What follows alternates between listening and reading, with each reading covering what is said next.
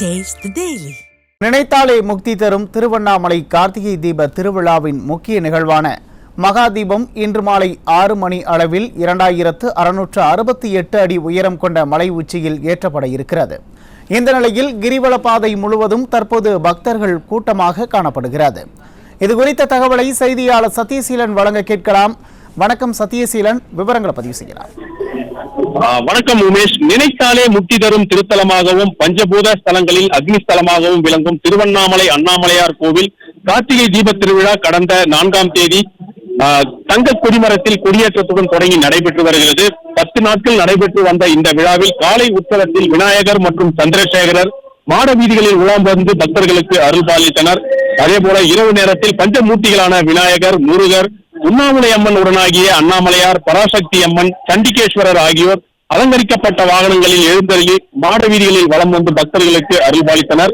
விழாவின் முக்கிய நிகழ்வான 10ஆம் நாள் திருவிழா இன்று அதிகாலை அண்ணாமலை அம்மன் உடனாகிய உண்ணாமலை அம்மனுக்கு பஞ்சமூர்த்திகளுக்கு சிறப்பு அபிஷேக ஆராதனைகளானது நடைபெற்றது. அதனைத் தொடர்ந்து இன்று அதிகாலை 3:30 மணி அளவில் ஆலயத்தின் கருவறை முன்பு உள்ள பிரதோஷ நந்தி சிலை அருகில் சிவாச்சாரியார்கள் வேத மந்திரங்கள் முழங்க அண்ணாமலையாருக்கு அரோகரா என்ற பக்தி கரகோஷத்துடன் பரணி தீபமானது ஏற்றப்பட்டது. இந்த பரணி தீபம் என்பது ஏகன் அநேகன் என்னும் தத்துவத்தை விளக்கும் வகையில் ஒரு மடக்கிலிருந்து 5 மடக்கிற்கு இந்த தீபம் ஏற்றப்படும்.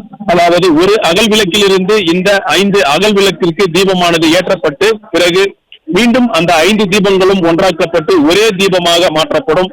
இதற்கு பரணி தீபம் என்றும் ஏகன் அநேகன் என்ற பஞ்சபூத தத்துவத்தை உணர்த்துவதே பரணி தீபம் என்னும் தத்துவத்தை உணர்த்துவதாகவும், மேலும் மனிதர்கள் தங்களை அறியாமலேயே செய்யும் தவறுகளில் இருந்தும் பாவங்களில் இருந்தும் விடுபடுவதே இந்த பரணி தீபம் ஏற்றப்படுவதன் நோக்கமாக கருதப்படுகிறது. பிரதோஷ நந்தி அருகில் ஏற்றப்பட்ட பரணி தீப மடக்கை சிவாச்சாரியார்கள் கையில் ஏந்தியவாறு 2ஆம் பிரகாரத்தை சுற்றி வந்து பக்தர்களுக்கு காட்சியளித்தார். பின்னர் வைகுந்த வாயில் வழியாக அண்ணாமலையார், அதாவது 2668 அடி உயரம் கொண்ட அண்ணாமலையார் உச்சிக்கு இந்த தீப ஆராதனையானது காண்பிக்கப்பட்டது.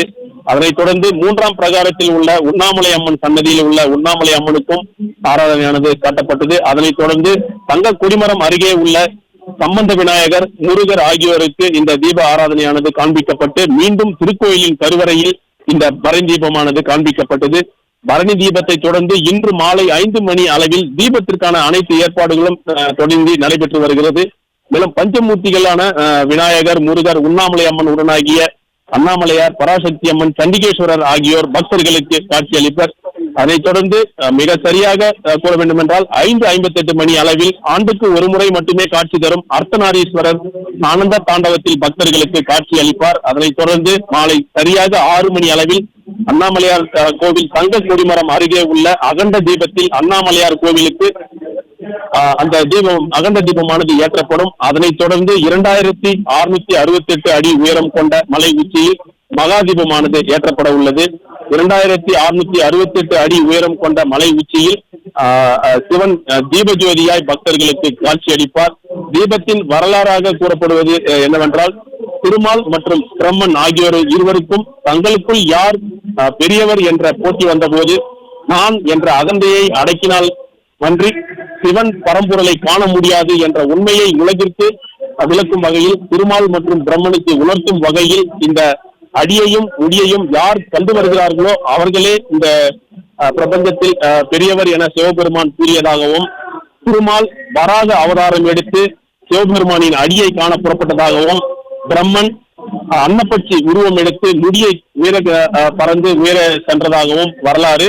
இருவரும் பல யுகங்களாக தேடியும் அடியையும் முடியையும் காணாமல் தோல்வி அடைந்து இருவரும் சிவனிடம் தன்னுடைய தவறை உணர்ந்து மன்னிப்பு கேட்டதாகவும் வரலாறு. மேலும் பொய்சாட்சி கூறிய அந்த தாழம்பூவிற்கு ஒரு சாபம் அளிக்கப்பட்டதாகவும் வரலாறு. அந்த மகாதீபத்தன்று லிங்கோத்பவராக காட்சியளிக்கக்கூடிய திருவண்ணாமலை ஆணவத்தை அழித்த திருத்தலம், பிரம்மனுக்கும் சிவனுக்கும் ஆணவத்தை அழித்த திருத்தலம் என்றும் கூறப்படுகிறது.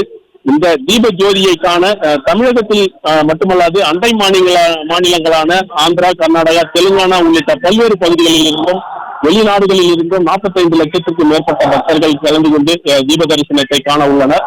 மாலை 6 மணி அளவில் ஏற்றப்படும் இந்த தீப தரிசனத்தை காண தற்போது கிரிவல பாதையில், அதாவது 14 கிலோமீட்டர் தூரம் கொண்ட கிரிவல பாதையில் தற்போதே பக்தர்கள் அதிக அளவில் வர துவங்கியுள்ளனர். மேலும் கோவில் வளாகத்தில் உள் பிரகாரத்தில், அதாவது அகண்டு தீபம் ஏற்றப்படும் அந்த கோவில் உள் வளாகத்தில் 12,600 பக்தர்களுக்கு அனுமதிக்கப்பட்டு தற்போது தீபத்திற்கான இறுதி பணிகள் நடைபெற்று வருகிறது. மேலும் பஞ்சமூர்த்திகளான விநாயகர் மற்றும் முருகர் தற்போது கோவில் வளாகத்தில் இருந்து ஆனந்த தாண்டவத்தில் வெளியே ஆடி வரும் நிகழ்வானது நடைபெற்று வருகிறது. மூன்றாவதாக உண்ணாமலை அம்மன் உடனாகிய அண்ணாமலையார், அடுத்ததாக பராசக்தி அம்மன், ஐந்தாவதாக சண்டிகேஸ்வரர் ஆகியோர் வந்த பிறகு கடைசியாக அர்த்தநாரீஸ்வரர் தனது காட்சியை அளித்த பிறகு 6 மணி அளவில், மிக சரியாக 6 மணி அளவில் மலை உச்சியில் இந்த மகாதீபமானது ஏற்றப்பட உள்ளது. உமேஷ், விவரங்களுக்கு நன்றி சத்யசீலன்.